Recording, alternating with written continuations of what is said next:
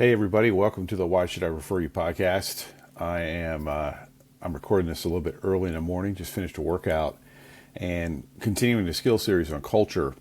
And when you think about it, why should I refer you? That question pertains to if the only reason to refer you is because somebody is asked to buy, you're just going to get a lot less referrals, which by the way is fine. You're in charge of your own marketing funnel. You're in charge of your own expectations for referrals, but I'm just saying, let's be even-handed. If you'd like to have a lot of your business or all of your business coming by referral, then you need to have the ability to predict. And I would argue you need to be able to get referrals more than just when people want to buy. So let's look at culture, right? Mindset, ethos, whatever. Let's look at culture from a business standpoint. And this applies whether you're a sole proprietor, a consultant like me, or whether you're a owner or sales manager at a larger company with a team of 30, 40, 50 or more.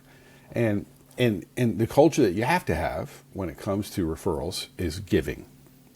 That is the culture. And at the core of giving referrals is what we talk about in my latest book, Can I Borrow Your Car?, which is mitigation of risk.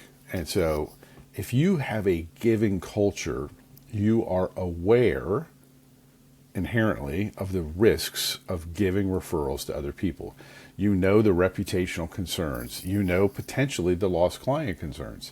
Now, I'm not trying to scare anybody off. I'm just trying to be real with you guys.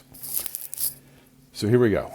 If you have a giving culture, and you want that giving culture to predictably refer, meaning that you're able to identify target ideal clients, target ideal prospects, and you're able to do research on those clients and figure out who and how to get in relationship with the people that can refer you if you're not already there.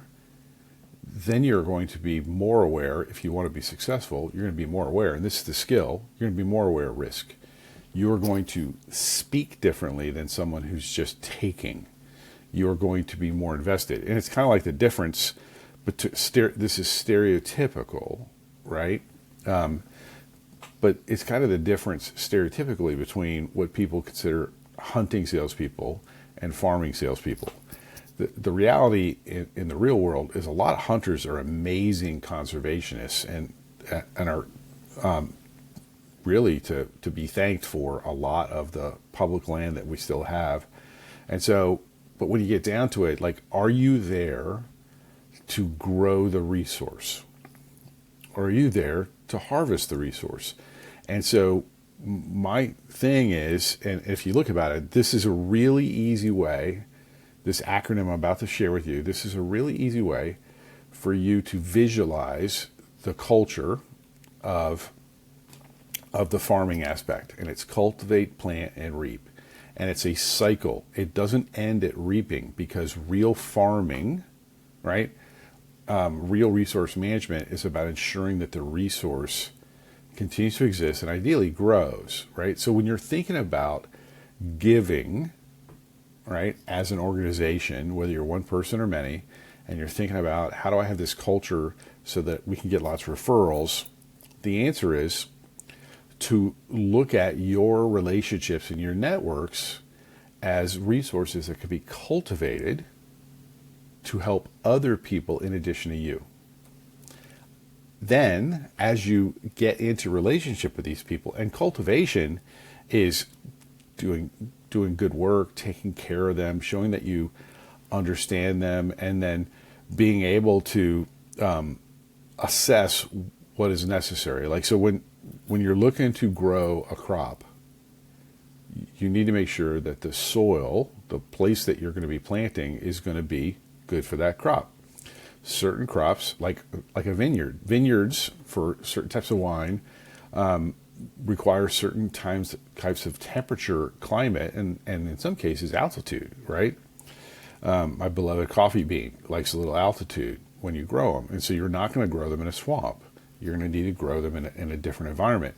And so when you're looking at your networks, when you're thinking about giving, and specifically, I really want to just dial in on clients right now.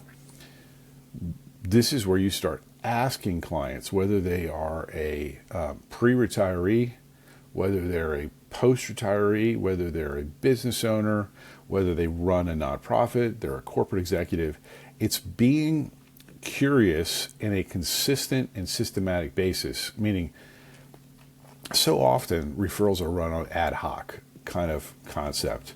You've got one technique, which is I'm going to ask for referrals, I'm going to get a couple of names, but you're not getting the research. So cultivation is like when you walk out and you look at a piece of property and you take some readings of the soil, you figure out what the local climate is, and you start to assess what crop can be produced.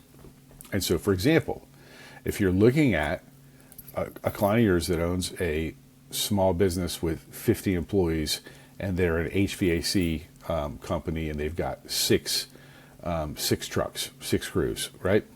And they got a support staff, and they've got an office manager, and they got a warehouse manager. Start thinking about who are all the people that business needs to be able to produce their own crop, and how can you help them? And the planting part of the culture of giving, and I'm not going to dial too deep into this because that's going to be another skill series, how to give referrals. The planting part is moving past research and asking if you can help them. And this is where the macro strategy of I Love Referrals comes in. You need to be consistently letting all of your clients know that you love referrals and that you're there to help, and you want them to give you a chance to help them find what they need, whether it's with you or somebody else. Then reaping is relatively simple, but this is where risk gets entered big time. Like it ramps up. When you move into execution on an introduction, risk enters the living room and sits down and has a beer. And this is where a system works. And this is why I call it a skill series. It's like the corporate culture of a business around giving referrals has to be doing so in a way that consistently creates the best results while minimizing any associated risk. Right? You can't grow without associated risk. So we never eliminate it. We just mitigate it. We minimize, or we anticipate, and we reduce it. I guess if I was going to sum all this up, and I hope this has been helpful for you, for your business to be successful, getting referrals on a far more consistent and frequent basis, you need to be worth meeting when someone isn't buying. And the easiest way to be worth meeting is to be known as a giver, to have a system for giving. And the beauty of a system based upon care, the Can I Borrow Your Car system, whether you're giving, getting, or receiving referrals, is that the actions that are a part of that system, when you execute it consistently, prove to everyone you're a safe driver. It's kind of like, is it Allstate that has that safe driver discount? It's kind of like people can see your history of driving and how you keep it to the speed limit and how you never tailgate and how you don't cut people off. And your reputation expands beyond, hey, they do a good job with clients, into, wow, this is a really incredible human being. This is a really incredible company. They really operate with value of other people and relationships first. Boom. Your culture then works. We're going to be diving more into a culture of receiving, like what do we do when we receive, next week. And then we're going to probably, I think the next series will either be giving or getting, but you guys will be the first to know. Hope this is helpful. If it was, I have 2 requests. I love referrals. We love referrals here at at the Why Should I Refer You podcast. And we'd really appreciate you sharing this and commenting and letting us know what else that you need. That would be fabulous. Anyways, have a wonderful day. And above all else, be a safe driver.